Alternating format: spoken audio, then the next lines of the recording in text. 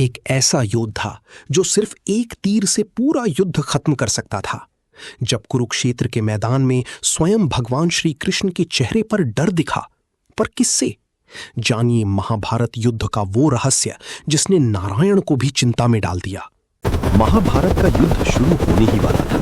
कुरुक्षेत्र के मैदान में दोनों तरफ से दुनिया के सबसे बड़े वीर जमा हो रहे थे। इसी समय एक योद्धा अपने घर से निकला, जिसके पास ना कोई बड़ी सेना थी ना रथ। उसके पास थे सिर्फ 3 तीर और एक नीला घोड़ा। ये योद्धा था बर्बरीक, जो कि बलशाली भीम का पोता और घटोत्कच का बेटा था। बर्बरीक बचपन से ही बहुत तेजस्वी था। उसने भगवान शिव की तपस्या करके 3 ऐसे चमत्कारी तीर प्राप्त किए थे जो कभी चूकते नहीं थे। पहले तीर से वो उन सबको निशाना बनाता जिन्हें खत्म करना है, दूसरे से उन्हें जिन्हें बचाना है, और तीसरे तीर से वो पल भर में दुश्मनों का सफाया कर देता। जब बर्बरीक युद्ध के लिए निकलने लगा तो उसकी माता अहिलावती ने एक वचन मांगा, बेटा तुम हमेशा उसकी तरफ से लड़ना जो पक्ष हार रहा हो। माता को लगा कि पांडव सेना छोटी है और वो हार सकती है, इसलिए उन्होंने ये वचन लिया। बर्बरीक ने हाँ कह दी और हारी का सहारा बनने का वादा कर लिया। भगवान श्री कृष्ण को जब ये पता चला तो वो चिंतित हो गए। वो जानते थे कि अगर बर्बरीक युद्ध में शामिल हुआ तो क्या अनर्थ होगा। कृष्ण ने एक ब्राह्मण का भेष धाराया और बर्बरीक का रास्ता रोका। कृष्ण ने पूछा, तुम कौन हो और इन 3 तीरों से भला क्या युद्ध लड़ोगे? बर्बरीक ने मुस्कुराकर कहा, ब्राह्मण देव, ये कोई साधारण तीर नहीं है, ये एक ही पल में पूरी सृष्टि को नष्ट कर सकते हैं। कृष्ण ने परीक्षा लेने के लिए कहा, अच्छा तो सामने जो पीपल का पेड़ है उसकी हर पत्ते को छेद कर दिखाओ।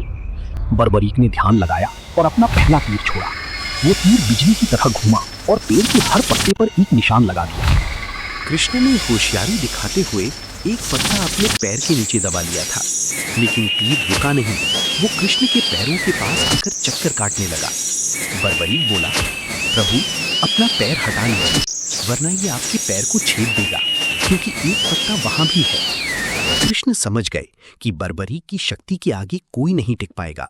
कृष्ण ने पूछा, तुम किसकी तरफ से लड़ोगे? बर्बरीक ने अपना वचन दोहराया, जो हारेगा मैं उसकी तरफ से लड़ूंगा। कृष्ण ने समझाया, मूर्ख, तुम्हारे पास वो शक्ति है कि तुम जिस तरफ होगे वो तुरंत जीत जाएगा, और जैसे ही वो जीतेगा दूसरा पक्ष हारने लगेगा। इस तरह तुम्हारा वचन तुम्हें बार बार पलटने पर मजबूर करेगा और अंत में तुम खुद को छोड़कर दोनों तरफ की सेनाओं को खत्म कर दोगे। बर्बरीक हैरान रह गया। उसने ब्राह्मण से उनका असली रूप दिखाने की विनती की। कृष्ण ने अपना विराट रूप दिखाया। बर्बरीक ने हाथ जोड़ दिए। कृष्ण ने कहा, इस युद्ध की सफलता के लिए और अधर्म के नाश के लिए मुझे सृष्टि की सबसे उत्तम क्षत्रिय का शीश, सर, दान में चाहिए।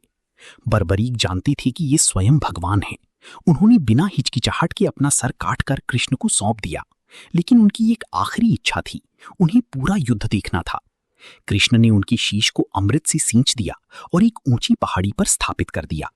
पूरे 18 दिन तक बर्बरीक ने युद्ध देखा। जब युद्ध खत्म हुआ तो पांडवों में बहस होने लगी कि विजय किसकी वजह से हुई। तब वो शीश बोला, ना तो अर्जुन ने बाण चलाए, ना भीम ने गदा। मैंने तो सिर्फ कृष्ण का सुदर्शन चक्र घूमते देखा और महाकाली को रक्तपान करते देखा। ये विजय सिर्फ अधर्म पर धर्म की और श्री कृष्ण की नीति की विजय है।